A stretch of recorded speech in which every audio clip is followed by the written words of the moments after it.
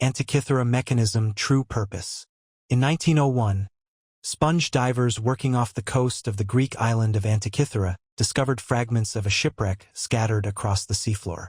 Among statues, pottery, and corroded relics lay an object that at first looked like a shapeless mass of bronze and wood. It would take decades before its true complexity became visible. Inside the hardened corrosion were interlocking gears, dozens of them, arranged with a precision that seemed impossible for the ancient world. The device is now known as the Antikythera mechanism, often described as the first analog computer. Built sometime between the 2nd and 1st centuries BCE, it combined bronze gears, engraved scales, and rotating pointers inside a wooden case. When reconstructed through imaging and modeling, the mechanism revealed a system capable of tracking celestial cycles with remarkable accuracy. It could represent the movement of the sun and moon, predict eclipses, and follow repeating astronomical patterns that governed calendars and rituals across the ancient Mediterranean. Yet the deeper purpose of the mechanism remains partially obscured. The front and back panels contained inscriptions that guided its use, but many sections are damaged or missing. The surviving text suggests it was not only a scientific instrument but also a cultural one, connecting astronomical events with human timekeeping. It translated the rhythm of the sky into a form that could be handled, turned, and observed by human hands. The movement of the gears embodied the logic of the cosmos as understood by Hellenistic scholars.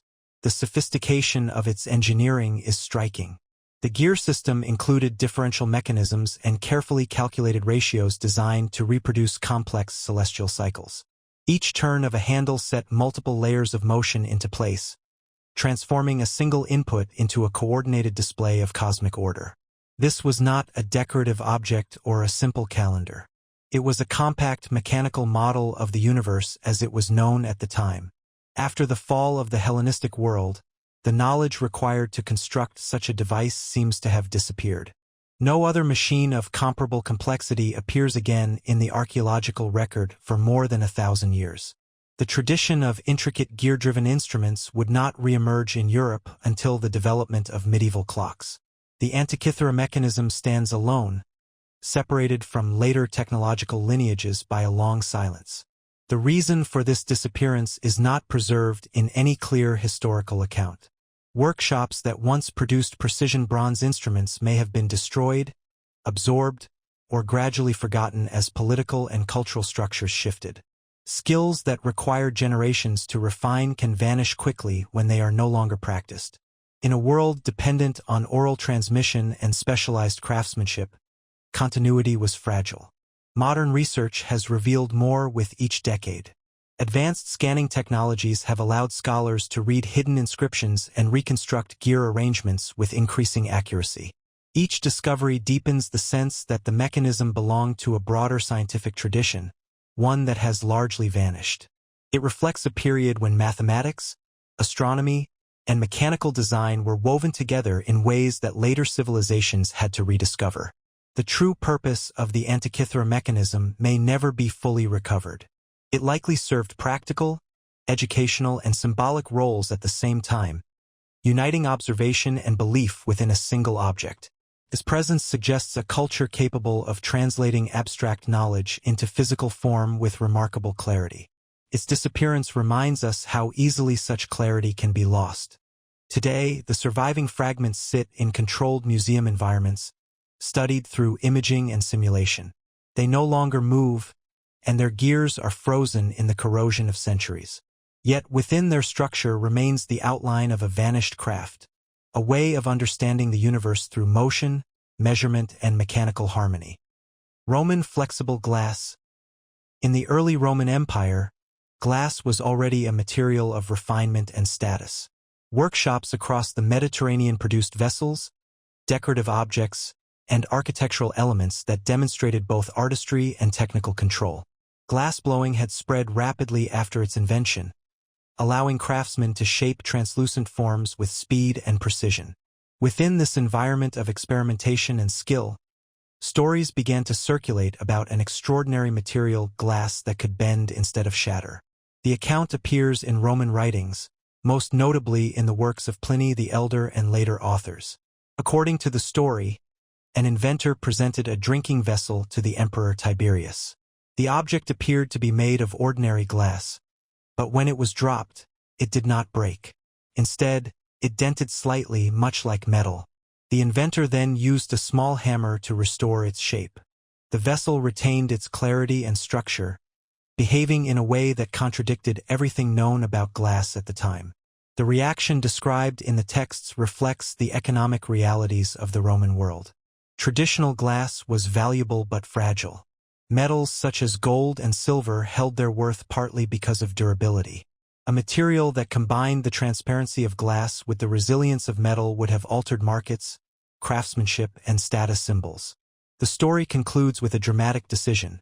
The emperor, fearing the destabilization of existing industries, ordered the execution of the inventor and the destruction of his workshop to prevent the knowledge from spreading. Whether this event occurred exactly as recorded is uncertain. Roman historians often blended fact with moral narrative, and some details may have been shaped to illustrate political caution or imperial authority. Still, the persistence of the story suggests it reflected a genuine fascination with advanced materials. Roman craftsmen possessed a deep understanding of heat, mineral mixtures, and controlled cooling.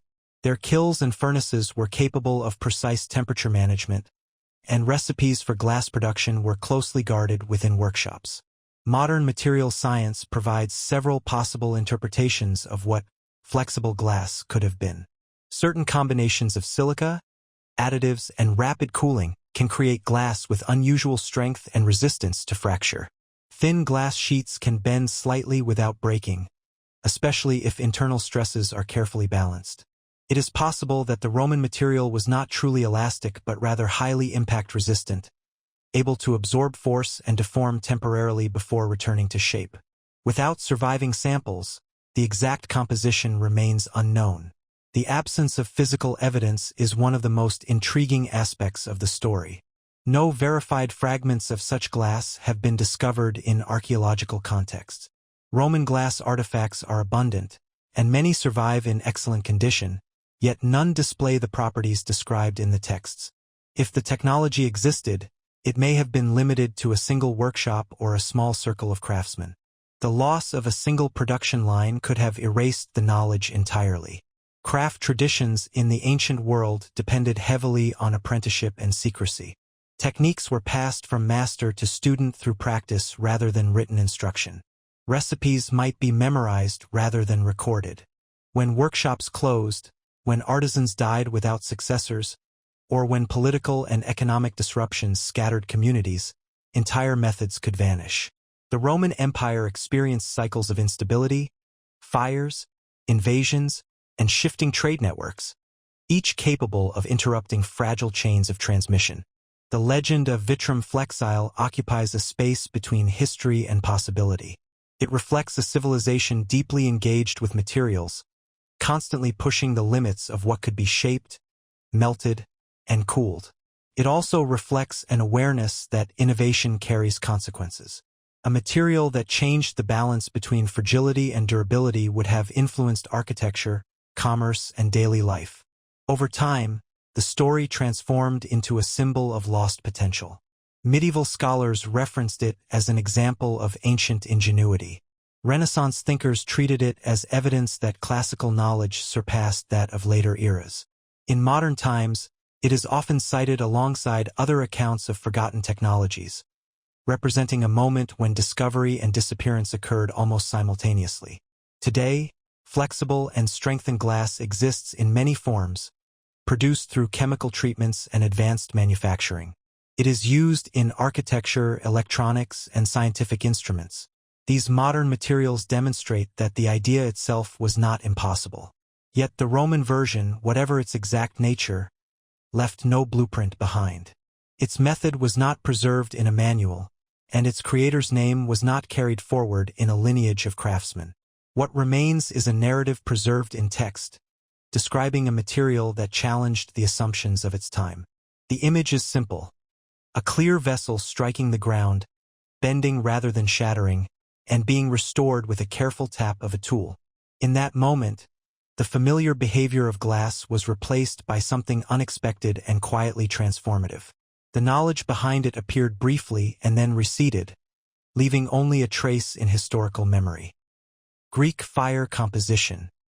In the chronicles of the Byzantine Empire, few weapons inspired as much fear and fascination as the substance known as Greek fire. Described as a burning liquid that clung to surfaces and continued to ignite even on water, it played a decisive role in naval warfare for centuries. Ships equipped with it held a strategic advantage, able to repel invading fleets and defend coastal cities with a force that seemed almost unnatural. The composition of this weapon, however, vanished from history, leaving only scattered descriptions and speculation. The earliest accounts place its development in the 7th century, during a time when the Byzantine Empire faced intense pressure from expanding powers. A figure named Kallinikos, often described as an engineer or chemist from the eastern Mediterranean, is credited with introducing the formula. The substance was deployed through bronze siphons mounted on ships, releasing streams of flame toward enemy vessels. Could also be stored in containers and hurled like incendiary grenades, igniting upon impact. Observers wrote about its behavior with a mixture of awe and dread. The fire appeared to spread across the surface of the sea, burning with a brightness that resisted attempts to extinguish it. Water, which normally suppresses flames, seemed to intensify its effect. Sailors described the sound of pressure-driven jets and the sudden expansion of fire across wood and rope. Once ignited, the substance adhered to surfaces and continued to burn until it consumed its fuel or was smothered by sand, earth, or thick coverings. The Byzantine state guarded the method of production with extreme secrecy. Workshops were likely confined to specific locations under military supervision, and the craftsmen involved may have been bound by oath or direct imperial control. The weapon was not widely exported or shared, even with allies, reinforcing its status as a strategic asset. Knowledge was transmitted through tightly controlled channels, and its details were deliberately excluded from general records. Descriptions suggest a mixture of combustible liquids and chemical agents designed to sustain ignition. Some theories point to petroleum-based components, resins, sulfur compounds, and quicklime. These elements, combined in precise proportions, could produce a substance that ignited easily and resisted water. The mechanism of projection was equally important. Pressurized delivery through siphons transformed the mixture into a directed stream, creating both physical and psychological impact during battle. Over time, references to Greek fire became less frequent. As political structures shifted and territories changed hands, the specialized workshops that produced the substance may have been dismantled or lost. The Byzantine Empire itself underwent periods of fragmentation and decline, and the continuity required to preserve such a guarded technique may have been broken.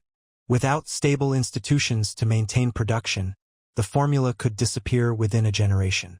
No confirmed recipe survives. Later attempts to recreate the substance relied on interpretations of historical texts, which often lack technical precision. The original terminology may have referred to materials no longer identified by the same names, and key steps in preparation were never recorded openly. Even if fragments of the knowledge persisted, they did not coalesce into a reproducible process.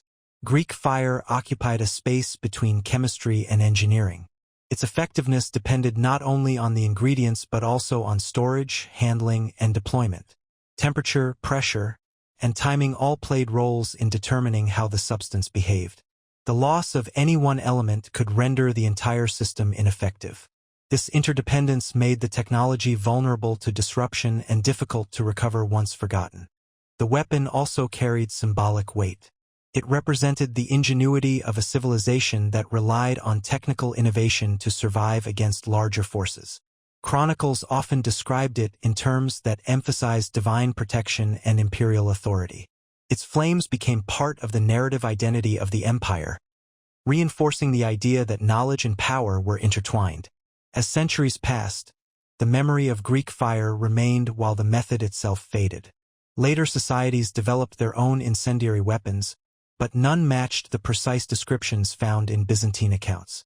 The original composition, refined through experience and protected through secrecy, left no continuous lineage. It appears as a singular achievement tied to a specific time and place. Today, historians and scientists examine the surviving records, searching for clues within language and context. Reconstructions are proposed and tested, yet they remain approximations. The original formula, the exact preparation, and the practical expertise required to wield it effectively have not been recovered. What remains is the outline of a lost craft, a controlled flame engineered with intent, once decisive on the waters of the ancient world, now preserved only in memory and description. The Sumerian battery hypothesis. In the deserts of ancient Mesopotamia, where some of the earliest cities in human history once stood, archaeologists uncovered a collection of objects that did not fit easily into familiar categories. Among them were small clay vessels containing copper cylinders and iron rods, sealed with traces of bitumen. At first glance, they appeared simple, almost ordinary. Yet their internal arrangement suggested a deliberate design, one that resembled a principle recognized much later in scientific history: the generation of electrical potential through the interaction of metals and liquid electrolytes.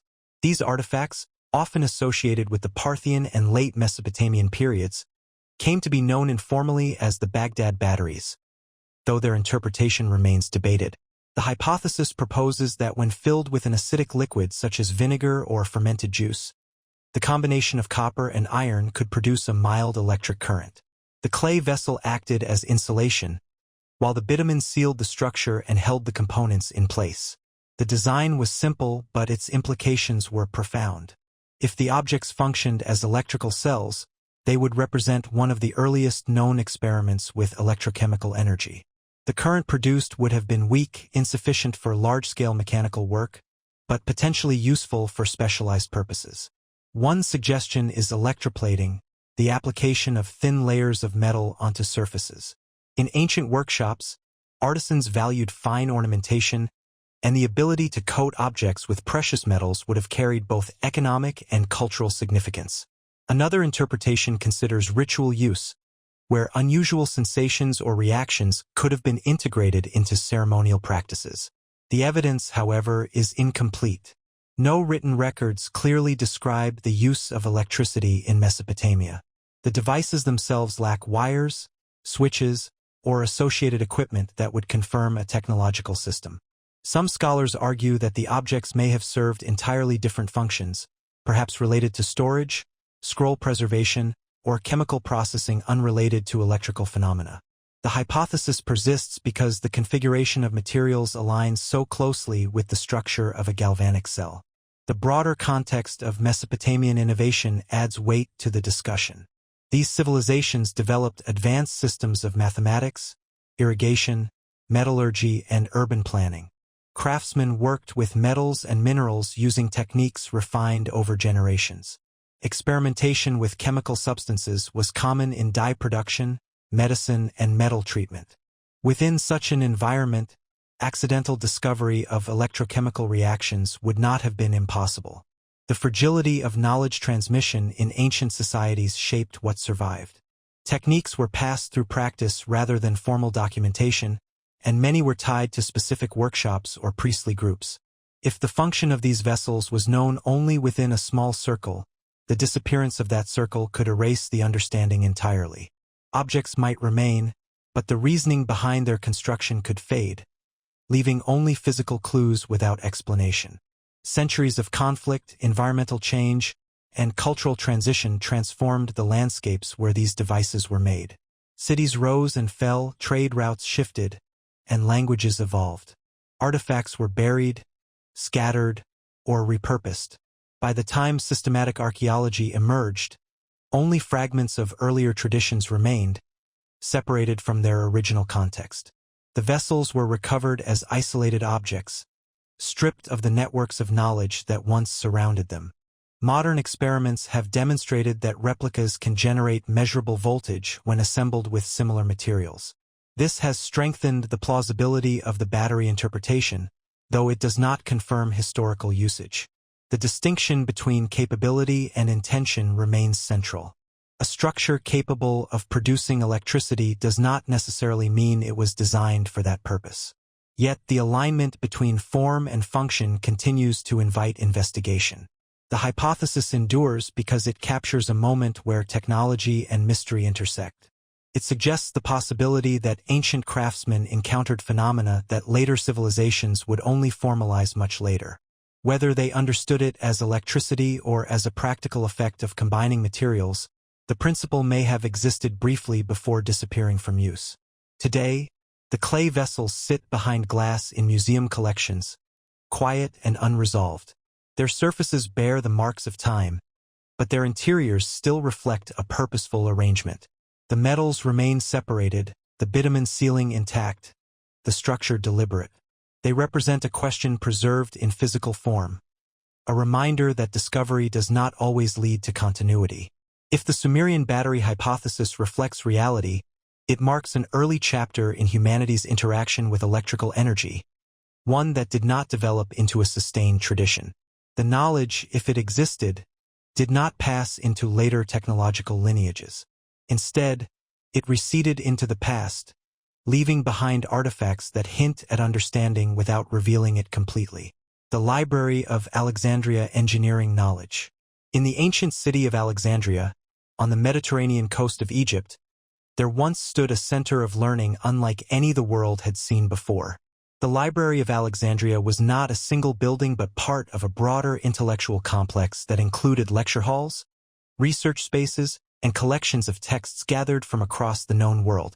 Scholars, engineers, mathematicians, and philosophers worked side by side, translating knowledge into Greek, comparing ideas, and refining theories through observation and experimentation. The library's purpose extended beyond preservation.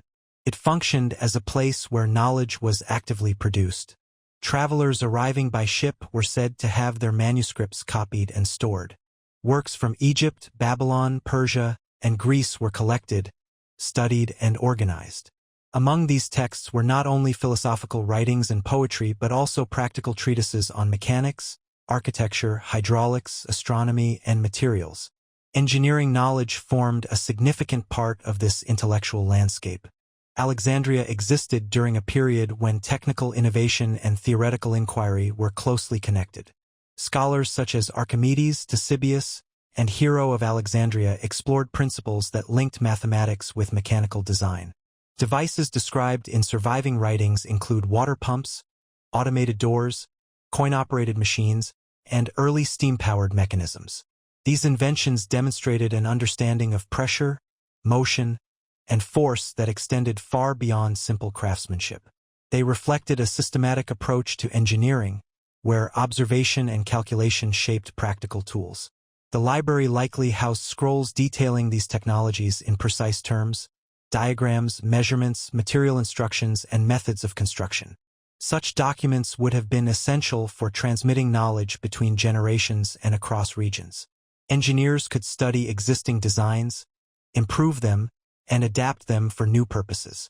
The concentration of intellectual resources in one place allowed for continuity, ensuring that complex ideas were not lost when individual scholars died. The fate of the Library of Alexandria unfolded gradually rather than in a single moment. Fires, political upheavals, and changing regimes weakened the institutions that supported it. As imperial priorities shifted, funding and protection diminished. Scrolls were damaged, removed, or dispersed. Some may have been transferred to other centers of learning, while others simply disappeared. The process stretched across centuries, making it difficult to identify a single event that marked the end. With the decline of the library came the fragmentation of its knowledge. Texts that had once existed within an organized system were separated from their context. Without centralized preservation, specialized engineering manuscripts were particularly vulnerable. Practical documents often lacked the cultural prestige of philosophical works, and they were less likely to be copied repeatedly. When workshops closed or scholarly communities dispersed, the instructions tied to them could vanish entirely. The loss was not absolute, but it was significant. Some ideas survived through later translations and references, influencing Roman engineering and, much later, medieval scholarship. However, the continuity of experimentation that had defined Alexandria was broken. Knowledge that required constant refinement and practical demonstration could not endure through text alone. Without active use, techniques faded and were eventually forgotten. The absence of these materials created gaps in technological development. Centuries later, engineers rediscovered principles that may once have been common in Hellenistic research. Water systems, mechanical automation, and early concepts of steam power reemerged in different forms, often treated as new discoveries. The lineage connecting them to earlier work was incomplete, obscured by the disappearance of detailed records. The Library of Alexandria represented more than a collection of scrolls. It embodied a system where knowledge was cumulative, collaborative, and continuously tested. Engineering in this environment was not isolated from philosophy or science. It was part of a unified effort to understand and shape the physical world. The destruction of that system did not only remove texts. It disrupted the relationships and practices that allowed ideas to evolve.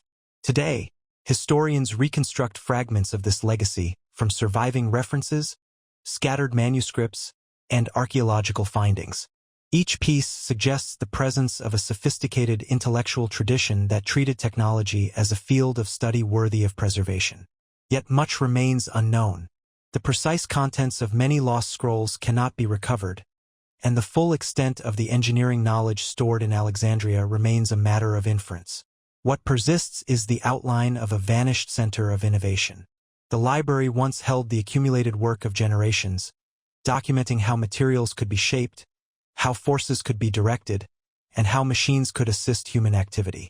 When it faded, those instructions faded with it, leaving only traces in later writings and a sense of interruption in the history of technology. The Maya blue formula. Across the cities and ceremonial sites of the ancient Maya, traces of a vivid pigment remain visible even after centuries of exposure to heat, humidity, and time. Known today as Maya blue, this color appears on murals, pottery, sculptures, and ritual objects.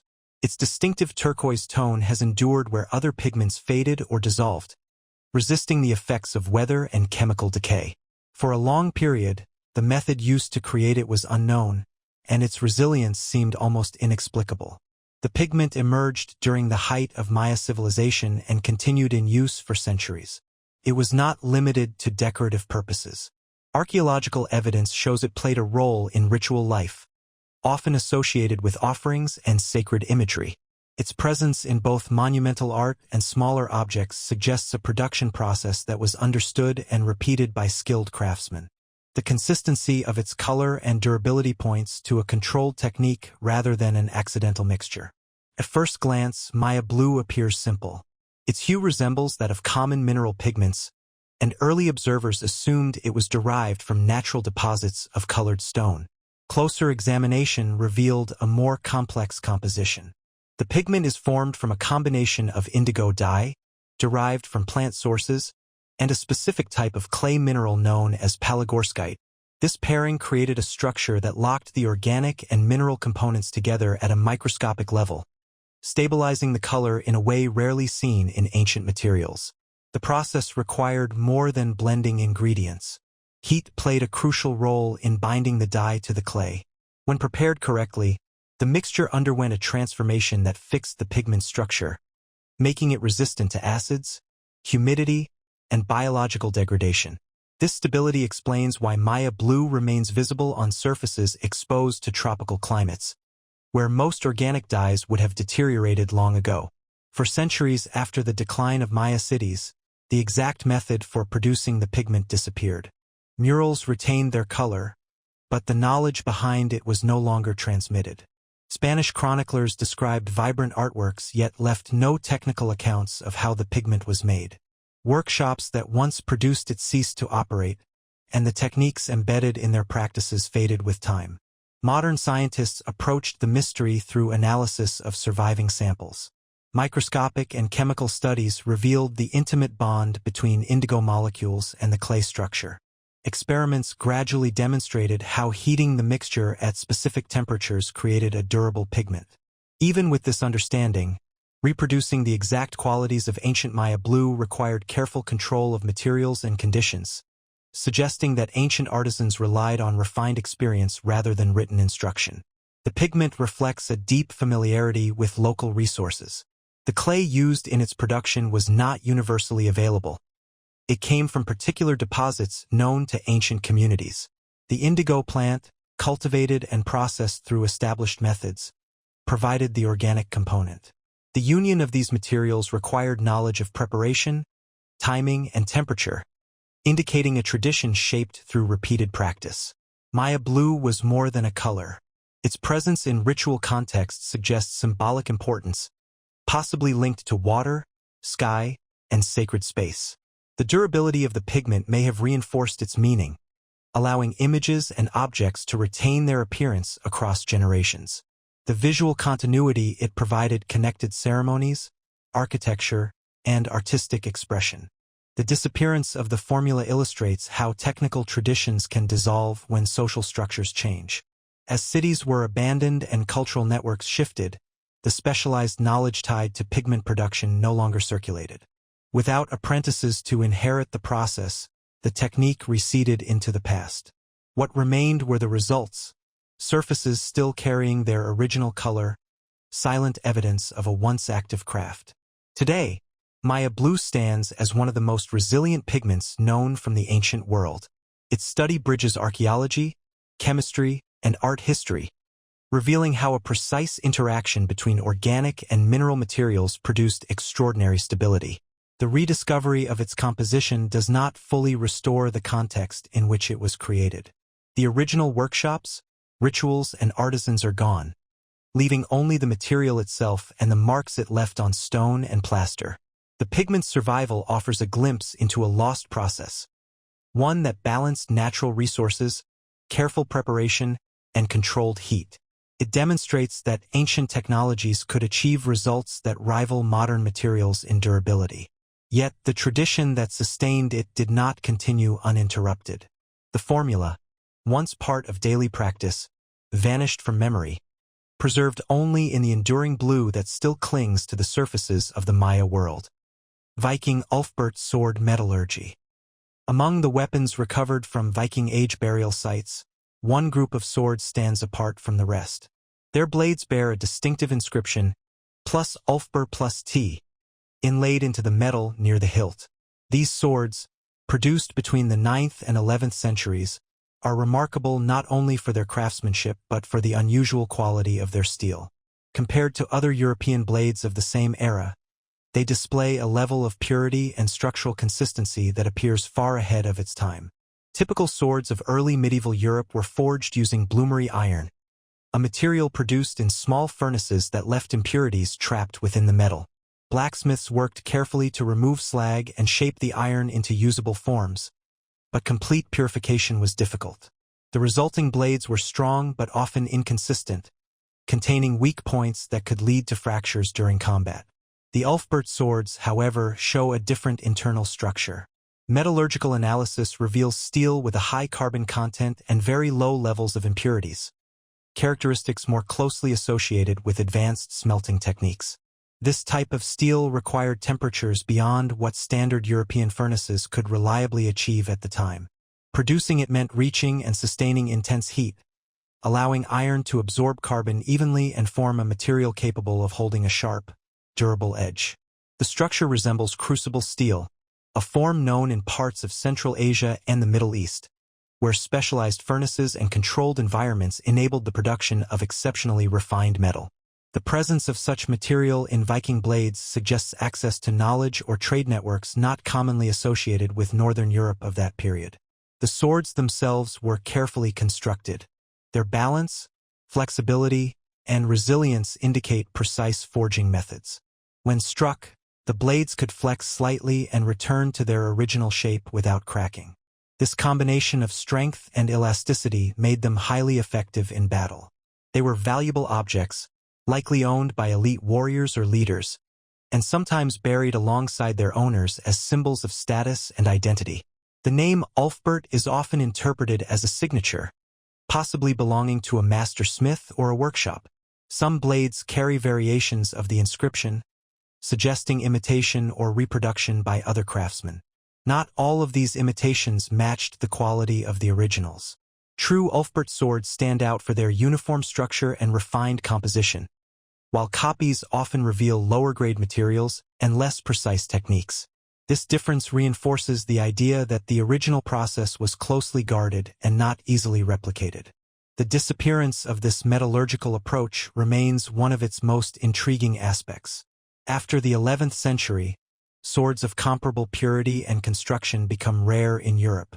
Trade routes that may have supplied the necessary raw materials shifted, and the specialized knowledge required to produce such steel may have been lost.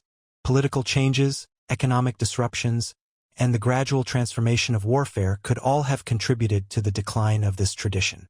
Without written manuals or detailed records, the process depended entirely on the skills of individual craftsmen. Knowledge passed from master to apprentice through observation and repetition. If a workshop closed or a lineage ended, the techniques associated with it could vanish quickly. Metallurgy is particularly sensitive to such disruptions, as it relies on precise control of temperature, timing, and material composition. Even small variations can alter the final result. Modern analysis of surviving blades has revealed patterns within the metal that point to controlled heating and cooling cycles. These patterns indicate deliberate manipulation of carbon distribution, suggesting a sophisticated understanding of how to shape the internal structure of steel. Yet while the outcomes can be studied, the exact steps taken to achieve them remain uncertain. The original environment, the furnaces, tools, and working conditions, cannot be fully reconstructed. The Ulfberht swords represent a moment when technological capability, craftsmanship, and cultural identity converged. They reflect a world where skill in metalworking held both practical and symbolic significance. A well-forged blade was not merely a weapon but an expression of knowledge, trade, and tradition. Its creation required coordination between miners, traders, and smiths, each contributing to a process that produced something rare and highly valued. Today, these swords rest in museums and collections, their edges dulled by time but their structure still intact. Their inscriptions remain visible, marking them as products of a vanished craft. The metallurgical knowledge that gave them their strength did not continue in a direct line. It faded as conditions changed and the communities that sustained it transformed. What remains is the evidence embedded in the steel itself. Each blade preserves the outcome of a process no longer practiced, a method that once turned raw iron into a weapon of exceptional quality. The tradition behind it appears briefly in the historical record and then recedes, leaving behind objects that testify to an understanding of materials that was, for its time, extraordinary. The Roman self-healing concrete method. Across the territories once ruled by the Roman Empire, structures built nearly 2,000 years ago still stand against wind, water, and time. Harbors, aqueducts, roads, and massive domes have endured earthquakes, salt exposure, and constant environmental stress. At the center of this durability lies a material that shaped Roman engineering, concrete. Unlike many modern formulations, Roman concrete possessed a capacity to resist cracking and, in certain conditions, repair itself over time. Roman builders developed this material through careful observation and experimentation with natural resources. The mixture combined lime, volcanic ash, water, and aggregates such as stone or ceramic fragments. When blended and poured, it hardened into a dense mass capable of supporting monumental structures. The key ingredient was volcanic ash, particularly from regions around the Bay of Naples, which reacted chemically with lime and water to produce a stable, long-lasting matrix. The process differed significantly from modern cement production. Roman concrete hardened through a slow chemical reaction that continued long after construction. This gradual transformation allowed the material to adapt to environmental stress rather than fracture under it. In marine settings, where waves constantly battered harbor walls, the concrete grew stronger over time as minerals formed within its structure. Instead of weakening, it developed internal bonds that reinforced the material. Cracks, when they formed, did not always lead to failure. The composition allowed water to enter and trigger additional chemical reactions. Minerals precipitated within the fractures, sealing them and restoring structural integrity. This phenomenon gave the concrete a form of resilience that modern observers would later describe as self-healing. The material did not regenerate in a biological sense, but its chemistry enabled it to respond dynamically to damage. Roman engineers applied this method across a wide range of projects. Massive domes such as the Parthian relied on carefully graded mixtures that reduced weight while maintaining strength. Aqueducts used the material to channel water across vast distances, resisting erosion and pressure. Harbor installations demonstrated its ability to endure saltwater environments that would corrode many other materials.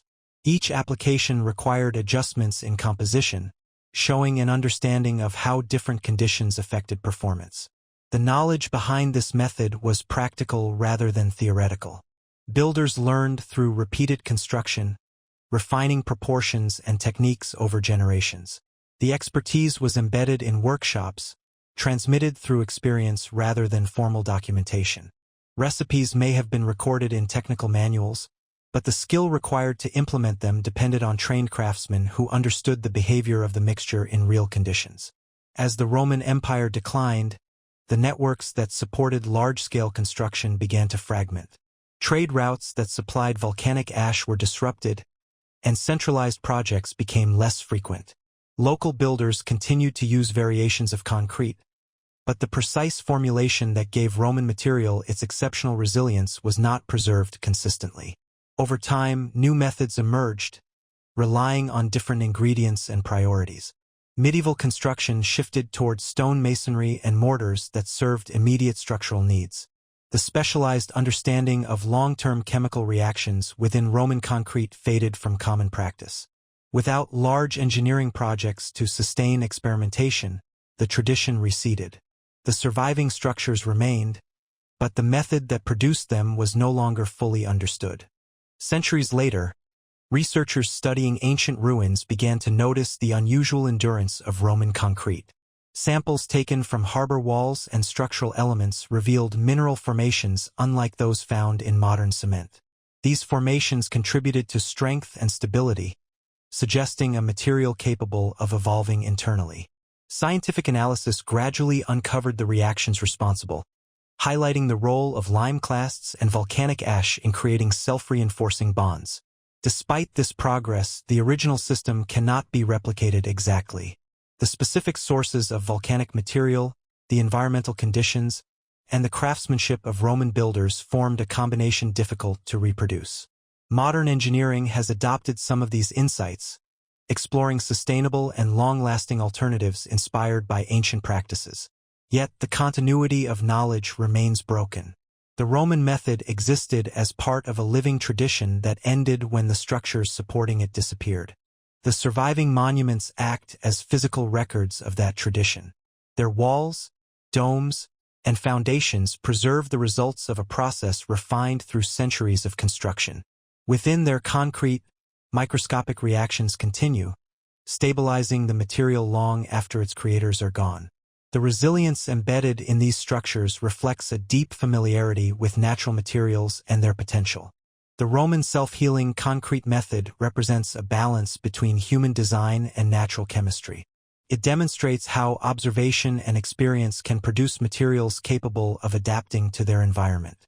When the empire that sustained this knowledge transformed, the method faded from use, leaving behind structures that continue to endure as silent evidence of a lost approach to building. The Aztec floating agriculture. In the shallow lakes of the Valley of Mexico, long before the arrival of European ships, a network of artificial islands stretched across the water's surface. These were Chinampas, carefully constructed agricultural platforms that allowed the Aztec civilization to cultivate crops in an environment that seemed, at first glance, unsuitable for large-scale farming. The system transformed wetlands into one of the most productive agricultural landscapes of the ancient world. Chinampas were not truly floating in the sense of drifting freely. They were anchored to the lakebed using layers of vegetation, mud, and sediment, reinforced by wooden stakes and living trees planted along their edges. Over time, the roots of these trees stabilized the structure, preventing erosion and holding the soil in place. The result was a series of raised plots surrounded by canals, forming a grid that blended land and water into a unified system. The engineering behind Chinampas required careful planning and deep familiarity with the local environment. Builders selected shallow areas where sediment could be gathered easily. They layered plant material and lake mud to create fertile beds, then shaped canals that allowed water to circulate. This circulation helped regulate temperature, reduce frost risk, and maintain consistent moisture. The canals also served as transportation routes, enabling farmers to move between plots by canoe. The fertility of Chinampas came from constant renewal. Nutrient-rich mud from the lake bottom was dredged and spread across the fields, replenishing the soil. Decomposing vegetation added organic matter, while the surrounding water provided a stable microclimate. Crops grew densely and could be harvested multiple times a year. Maize, beans, squash, chilies, and flowers thrived in this environment, supporting a large population concentrated around the lakes. The system was not merely agricultural but infrastructural. Chinampas were integrated into the urban planning of Tenochtitlan and surrounding settlements. They provided food, stabilized the shoreline, and connected communities through waterways. Their arrangement reflected both practical needs and a structured approach to land use. Each plot had defined boundaries, and their maintenance required coordination among farmers and local authorities. The knowledge required to construct and sustain Chinampas was highly specialized. It involved understanding water levels, sediment behavior, seasonal changes, and plant cycles. The balance between land and water had to be maintained continuously. If canals were neglected, sediment could accumulate and alter water flow. If soil was not replenished, productivity declined. The system depended on constant human involvement guided by inherited experience. Following the Spanish conquest in the 16th century, the landscape of the Valley of Mexico changed dramatically. Lakes were drained, urban development expanded, and traditional agricultural practices were disrupted. The social structures that supported Chinampa farming weakened, and many plots were abandoned or transformed. Without the network of communities dedicated to their upkeep, the intricate system began to deteriorate. Some Chinampas survived in reduced form, but the full engineering knowledge behind their construction and maintenance was no longer practiced widely. The techniques had relied on generations of observation and adaptation rather than written manuals. As communities shifted and new agricultural methods were introduced, the continuity of this tradition was broken. What remained were fragments, isolated plots, and historical descriptions that hinted at the scale of what once existed. Modern researchers studying the remnants have recognized the efficiency of the system. Chinampas produced high yields with minimal environmental impact, maintaining soil fertility without large-scale deforestation or chemical inputs. The design worked in harmony with the ecosystem, using natural processes to sustain productivity. These qualities have inspired renewed interest in the method, yet reconstructing the original network in its entirety remains challenging. The disappearance of Chinampa engineering illustrates how technological systems can depend on social and environmental conditions as much as on physical design. The structures themselves were durable, but they required coordinated maintenance and shared knowledge. When those elements vanished, the system could not function as intended. Today, traces of Chinampas remain visible in certain parts of Mexico City's outskirts, where canals and raised plots still outline the ancient landscape. They stand as reminders of an agricultural approach that transformed water into fertile ground through careful design and sustained effort. The engineering secrets that once guided their expansion and maintenance survive only in partial form, preserved in the patterns of the land and in the memory of a tradition that shaped an entire civilization's relationship with its environment. The Nabataean water harvesting system. In the arid landscapes of the ancient Near East, where rainfall was scarce and unpredictable, the Nabataeans built a civilization that depended on the careful capture and management of water. Their cities, most famously Petra, rose among desert mountains and dry valleys, far from consistent rivers or natural lakes. Survival in such an environment required more than simple wells or seasonal storage. It demanded a comprehensive system capable of gathering, preserving, and distributing water with precision. The Nabataean approach combined engineering, geography, and long-term planning. Rather than relying on a single source, they created a network of channels, cisterns, reservoirs, and dams designed to intercept rainfall and flash floods. When storms passed through the region, Water that would normally vanish into sand or rock was redirected into controlled pathways. Carved channels guided runoff along slopes and into storage structures built from stone and sealed with waterproof coatings. These cisterns were carefully positioned and often concealed within rock formations. Some were cut directly into cliffs, protected from evaporation and contamination. Their interiors were lined with hydraulic plaster that prevented seepage and preserved water quality for extended periods. The reservoirs varied in size, from small storage chambers to larger basins capable of supporting entire communities during dry seasons. Each component was connected to others, forming a system that balanced collection and distribution. The design required precise understanding of the terrain. Engineers studied the movement of water across slopes, identifying natural routes where runoff could be intercepted. Dams were placed at strategic points to slow and redirect sudden flows. Terraced surfaces reduced erosion and allowed sediment to settle before water reached storage areas. Every element served both a protective and functional purpose, preventing destruction from flash floods while capturing their resources. Water was not stored only for survival but also for urban life. The Nabataeans used it to sustain agriculture, support caravans, and maintain public spaces. Gardens and cultivated plots appeared in areas that would otherwise remain barren. The presence of reliable water transformed trade routes, allowing settlements to function as hubs for merchants traveling across the desert. Their cities became points of stability within a harsh landscape. Maintenance was essential to the system's success. Channels had to be cleared of debris, plaster needed repair, and reservoirs required monitoring to ensure structural stability. This work demanded coordination and knowledge passed through generations. Understanding the timing of rainfall, the behavior of seasonal floods, and the condition of storage structures formed a body of expertise rooted in observation and experience. Without it, the system would quickly lose efficiency. Over time, shifts in political control and trade patterns altered the region's dynamics.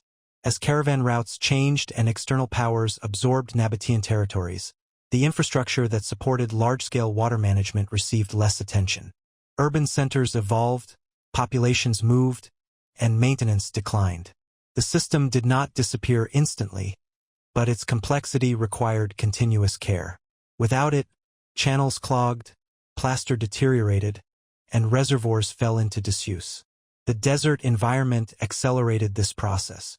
Sand filled open pathways and structures weakened without repair. Knowledge that had once been shared among engineers and builders was no longer actively practiced. Techniques tied to specific landscapes faded as new governing systems introduced different priorities. Over generations, the integrated network fragmented into isolated remnants. Modern exploration has revealed the scale of the original achievement. Archaeologists mapping the region have identified extensive channel systems stretching across hillsides, along with dams positioned to manage sudden water surges. The precision of placement demonstrates careful planning rather than improvised construction. Each element fits into a broader strategy, suggesting an organized approach to resource management in one of the most challenging climates of the ancient world. Scientific analysis of surviving materials shows advanced use of hydraulic plaster and stonework designed to withstand both pressure and time. These components allowed the system to function for decades, even centuries, when maintained properly. Yet, the continuity of the method depended on the communities that built and sustained it. Once those communities transformed or disappeared, the knowledge embedded in daily practice receded as well. Today, traces of the Nabataean water harvesting system remain etched into the landscape around Petra and other settlements. Channels carved into rock still follow natural contours, and cisterns lie hidden beneath layers of sand. They reveal a civilization that understood water not as a random gift but as a resource to be anticipated, captured, and protected through design. The engineering behind this system reflects a balance between human intention and environmental awareness. It required recognizing patterns of rainfall, understanding the behavior of desert terrain, and constructing infrastructure capable of working with natural forces rather than against them. The result was a network that sustained life in conditions where survival alone was uncertain. As time passed, the integrated knowledge that supported this achievement faded. What remains are the physical structures and the evidence of their function. They stand as reminders of a sophisticated approach to water management, one that allowed a desert civilization to flourish and then, as its traditions changed and maintenance ceased, gradually slipped from active use into history. The Parthian War Machines. Between the Roman Empire and the civilizations of the East stood the Parthian Empire, a powerful state that dominated vast territories across Iran and Mesopotamia for centuries. Known primarily for its cavalry and strategic mobility, Parthia also developed military technologies that remain only partially understood today. References in Roman and Greek accounts describe specialized siege equipment and mechanical devices used in warfare, yet few physical examples have survived. The details of these machines, how they were built, operated, and maintained, have largely disappeared. Parthian warfare relied on a combination of speed and controlled force. Their armies were structured around mounted archers and heavily armored cavalry. But this mobility was supported by engineered tools designed for both attack and defense. Historical sources mention siege towers, projectile devices, and reinforced transport systems capable of moving equipment across harsh terrain. These machines were not merely adaptations of Greek or Roman designs. They reflected local innovation shaped by the needs of a frontier empire. Siege warfare demanded technical knowledge. Fortified cities required mechanisms capable of breaching walls, launching projectiles, and protecting advancing troops. Parthian engineers likely constructed battering devices and mobile platforms tailored to the architecture of the regions they encountered. Some accounts suggest the use of counterweight-based launchers and reinforced frames that allowed for sustained bombardment. These systems required coordination between metalworkers, carpenters, and military planners. The environmental conditions of Parthian territory influenced the design of their machines.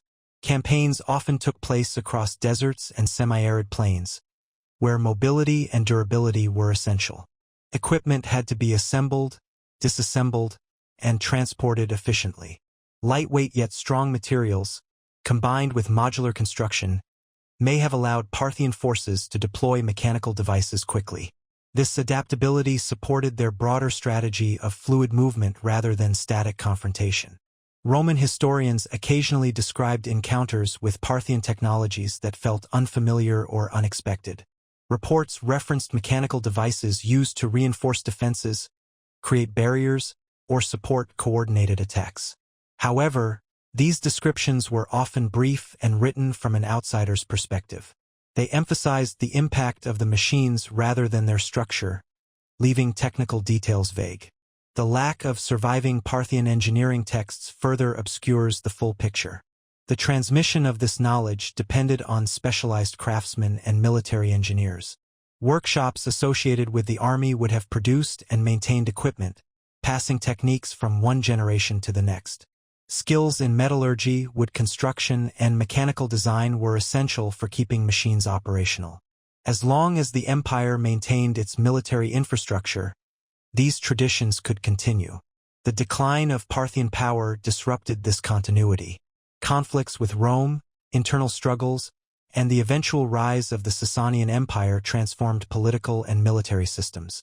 Equipment was abandoned, repurposed, or destroyed, and the craftsmen responsible for building it were absorbed into new structures or dispersed. Without stable institutions to preserve methods and train successors, the engineering traditions tied to Parthian warfare began to fade. Unlike monumental architecture, war machines rarely survive long after their use. Constructed primarily from wood and organic materials, they deteriorate quickly when left exposed. Metal components may be reused or melted down, leaving little trace of their original form. Archaeological evidence therefore remains limited, relying on fragments and indirect clues rather than complete reconstructions. Later civilizations developed their own siege technologies, often drawing from Greek and Roman traditions that were better documented. The Parthian contribution, positioned between these cultural spheres, did not leave a continuous technical lineage. It appears in historical accounts as a capable and adaptive system, but one that was not preserved through written manuals or surviving artifacts. Modern historians attempt to reconstruct these machines by comparing descriptions from ancient sources with known engineering principles of the time. These reconstructions suggest practical, efficient designs suited to the Parthian style of warfare. Yet the absence of detailed records means that much remains hypothetical. The precise balance of materials, the organization of workshops, and the tactical integration of machines into campaigns cannot be fully recovered. The Parthian War Machines represent a technological layer embedded within a dynamic military culture. They supported an empire that balanced mobility with mechanical force, adapting tools to terrain and strategy. When the political structures that sustained them changed, the knowledge tied to their construction and use receded. Today, their existence is preserved mostly through written accounts and scattered archaeological traces. They stand as reminders that innovation in warfare often leaves little lasting material evidence, especially when dependent on organic materials and mobile strategies. The machines once shaped battles and protected cities, yet the methods behind them vanished, absorbed into the passage of time and the transformation of the civilizations that created them. The Olmec mirror technology. Long before the rise of the great Mesoamerican cities of the Maya and Aztecs, the Olmec civilization developed along the Gulf Coast of present-day Mexico. Known for colossal stone heads and ceremonial centers, the Olmecs also left behind smaller, more subtle artifacts that reveal a sophisticated understanding of materials and craftsmanship. Among these objects are polished mirrors made from iron or minerals, artifacts that reflect both technical precision and cultural meaning. These mirrors were crafted from stones such as magnetite, hematite, and pyrite. Each of these minerals required extensive labor to shape and polish into reflective surfaces. The process demanded careful grinding with abrasive materials and repeated smoothing to achieve clarity. Unlike simple decorative stones, the mirrors had to be perfectly contoured, often slightly concave, to produce a focused reflection. The resulting surfaces could reflect light with surprising sharpness. Creating such mirrors involved more than patience. It required an understanding of how different minerals responded to pressure and abrasion. Some stones fractured easily, while others allowed gradual shaping. Craftsmen had to select the right material, shape it slowly, and polish it until the surface achieved a near-metallic sheen. This process could take weeks or months for a single object, indicating the presence of skilled specialists dedicated to the craft. The mirrors were not mass-produced tools but valued items likely associated with elite or ceremonial use. Archaeological findings place them in ritual contexts, burials, and ceremonial centers. Their placement suggests symbolic significance beyond practical reflection.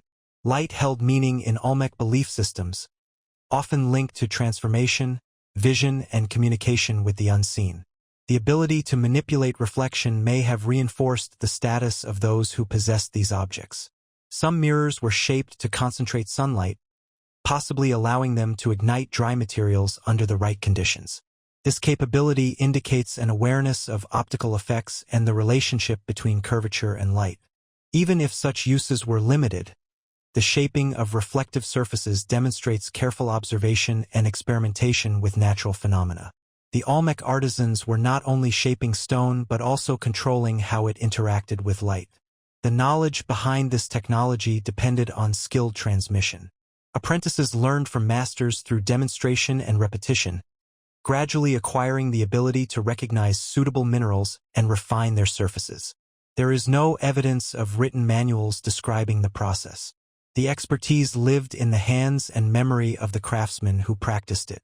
As Olmec centers declined and new cultures rose in Mesoamerica, this specialized tradition became fragmented.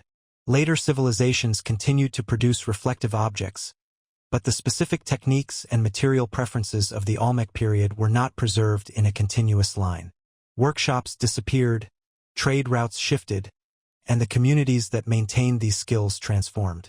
Without the social structures that supported the craft, its methods gradually faded. The mirrors that survived provide only the final result, not the steps used to create them. Microscopic analysis reveals the marks of grinding and polishing, but the full sequence of techniques, tools used, abrasives chosen, and time invested, remains uncertain. Each artifact represents a completed process whose intermediate stages were never recorded. Modern reconstructions show that producing such mirrors with stone tools alone is extremely demanding. Achieving the level of polish found on original Olmec examples requires sustained effort and refined technique. This reinforces the idea that mirror-making was a specialized practice, perhaps reserved for certain communities or artisans with access to specific resources.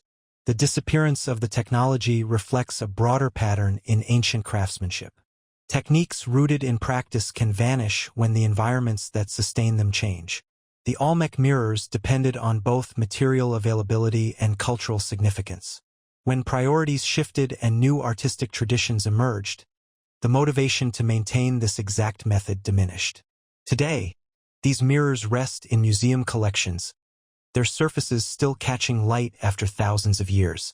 They remain quiet demonstrations of a lost craft, objects shaped with precision, designed to reflect both the physical world and symbolic meaning. The knowledge that created them no longer circulates, preserved only in the polished stone and in the subtle marks left by the hands that once worked to transform raw mineral into reflective form. The Persian Immortals armor treatment. The Persian Immortals, the elite guard of the Achaemenid Empire, were renowned not only for their unwavering numbers and discipline, but also for the remarkable durability and sophistication of their armor. Ancient sources describe them as consistently well-equipped, visually uniform, and capable of marching vast distances without their gear degrading in the harsh climates of the Near East. This has led historians to believe that their armor was not simply crafted well, but treated using specialized preservation and strengthening techniques that were unusually advanced for their time. Their equipment combined metal scale armor, leather components, and thick textiles, all of which would normally deteriorate quickly under exposure to heat, sand, moisture, and constant friction. Yet descriptions from Greek observers suggest that Persian soldiers often maintained polished, intact armor even after extended campaigns. This implies the use of protective treatments, possibly oils, plant resins, waxes, and mineral-based coatings, applied to leather and fabrics to improve flexibility, prevent cracking, and repel water. Such treatments may also have slowed bacterial decay and rot, effectively extending the usable lifespan of military equipment. Metal components may have undergone equally sophisticated processes. Some researchers propose that Persian armorers used early anti-corrosion techniques, including repeated polishing, controlled heating, and the application of protective organic compounds. These methods could have reduced rust formation and increased resistance to environmental damage. While not as technologically complex as later metallurgical innovations, these practices would still represent a highly organized and systematic approach to military material science. There is also speculation that armor production for the Immortals was centralized and standardized, ensuring consistency in both protection and appearance. A uniform visual identity, gleaming metal scales, richly treated leather, and coordinated fabrics would have reinforced their reputation as an unstoppable force. Psychological impact played a role. Enemies encountering a perfectly equipped, identical elite unit would perceive them as disciplined, technologically superior, and nearly invulnerable. The term Immortals itself, given by Greek historians, referred to the unit's constant strength of 10,000 soldiers. When one fell, another immediately replaced him. However, the name also reflects the impression they left on observers. Soldiers whose equipment seemed to endure endlessly, whose armor rarely appeared worn, and whose readiness never diminished. Despite references in classical texts and archaeological findings, the exact methods used to treat and preserve their armor remain unknown. Organic compounds rarely survive millennia, and written technical records from Persian workshops have not been preserved. Modern historians and materials scientists attempt to reconstruct these techniques by comparing surviving fragments, regional craft traditions, and parallel practices in neighboring civilizations. If these treatments were as effective as some accounts suggest, they represent an early example of systematic military engineering, not just in weapons but in maintenance, longevity, and environmental adaptation. The armor of the Immortals was likely not a single invention, but a refined combination of craftsmanship, chemistry, and logistical planning, designed to keep an elite force battle-ready across vast and demanding landscapes.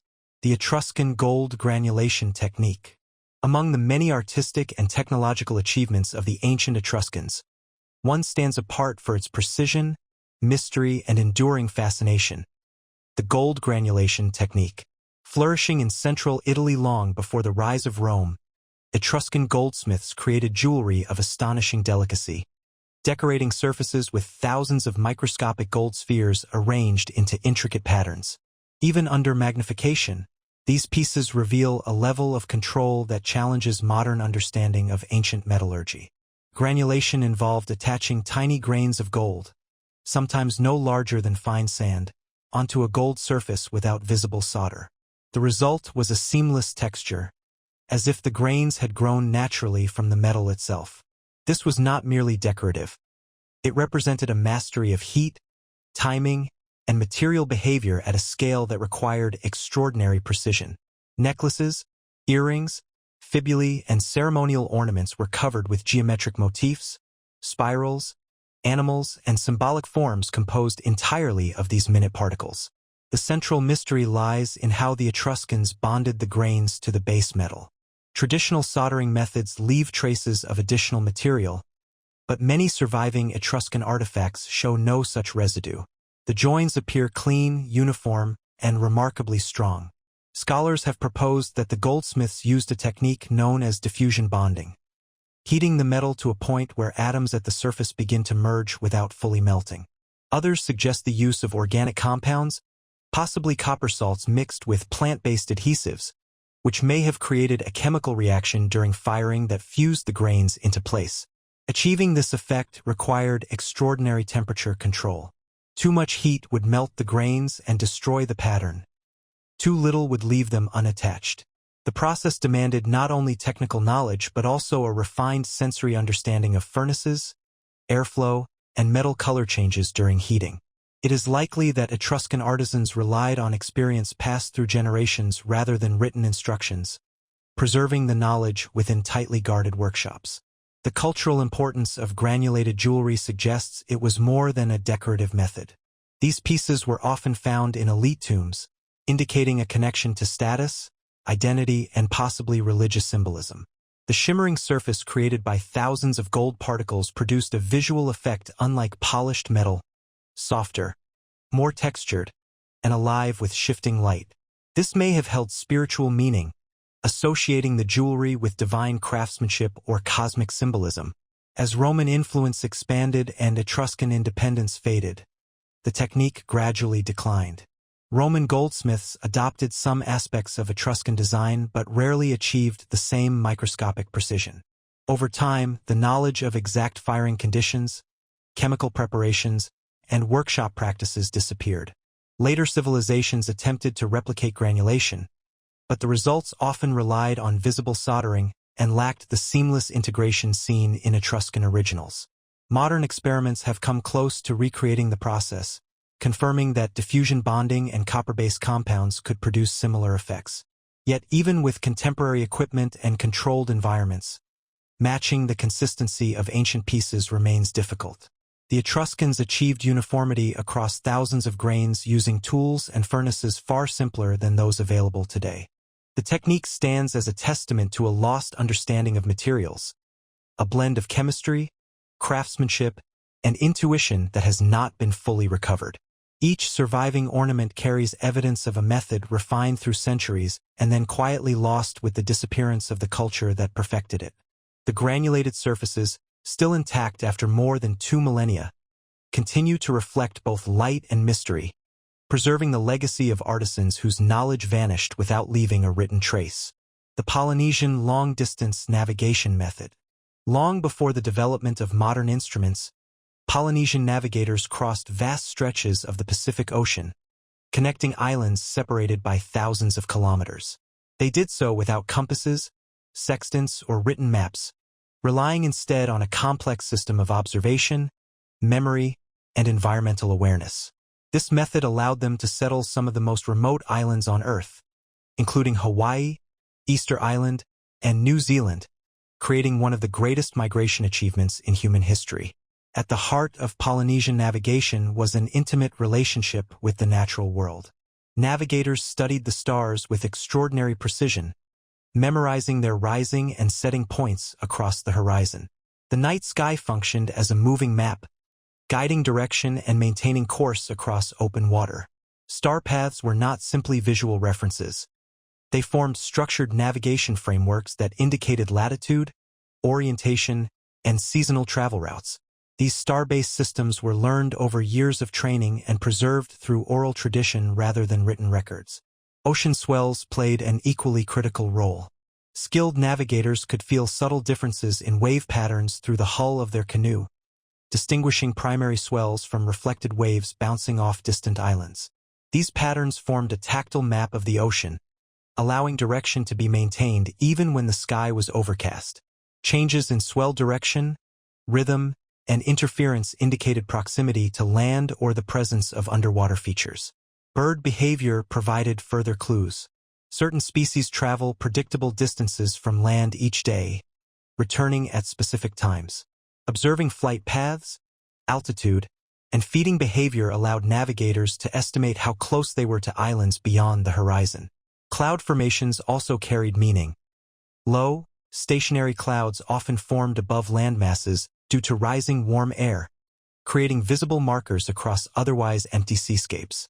The navigational process relied heavily on memory structures sometimes described as mental charts. These were not maps in the modern sense, but dynamic systems combining star positions, wave patterns, wind behavior, and ecological signs. Routes were remembered as sequences of relationships, a star rising at a certain angle, followed by a change in swell direction, then the appearance of specific birds or cloud patterns. Knowledge was encoded in stories, chants, and ceremonial teachings to ensure accuracy across generations. Training a navigator required years of immersion. Apprentices learned to observe minute environmental details, developing heightened sensory awareness and pattern recognition. The process emphasized calm concentration, patience, and adaptability. Rather than rigidly following a fixed route, navigators adjusted continuously, responding to changing winds, currents, and weather conditions. The double-hulled canoes used for these journeys were themselves technological achievements, engineered for stability, cargo capacity, and endurance. Their design allowed long voyages across open ocean while maintaining balance in unpredictable seas. Navigation and vessel construction worked together as parts of a single system, shaped by centuries of experimentation. With the arrival of European explorers and the spread of modern navigation tools, many traditional techniques declined. Colonial disruption, cultural suppression, and shifting lifestyles led to the gradual disappearance of apprenticeship systems. By the early 20th century, only fragments of the original knowledge remained, preserved in isolated communities and oral histories. In recent decades, cultural revitalization movements have attempted to recover and preserve these methods. Master navigators have reconstructed star maps, sailing routes, and training practices based on surviving traditions. Experimental voyages using traditional canoes have demonstrated that the system was not only functional but remarkably precise, capable of guiding long-distance travel with minimal error. Even so, the full depth of Polynesian navigation, the intuitive judgments, subtle environmental cues, and experiential knowledge accumulated over generations, cannot be completely reconstructed. Much of it existed only in the minds of navigators and in traditions that were never written down. What remains is a powerful reminder of a sophisticated human technology rooted not in instruments, but in perception, memory, and harmony with the natural world. Ending. Thank you for watching. These lost inventions remind us how much knowledge can disappear, and how much of human ingenuity still remains hidden in history. If you enjoyed this journey, don't forget to like the video and subscribe to the channel so you won't miss the next stories. Share your thoughts in the comments, which invention fascinated you the most, and which one should we explore deeper next time. And if this video felt interesting or calming, share it with someone who might enjoy it too.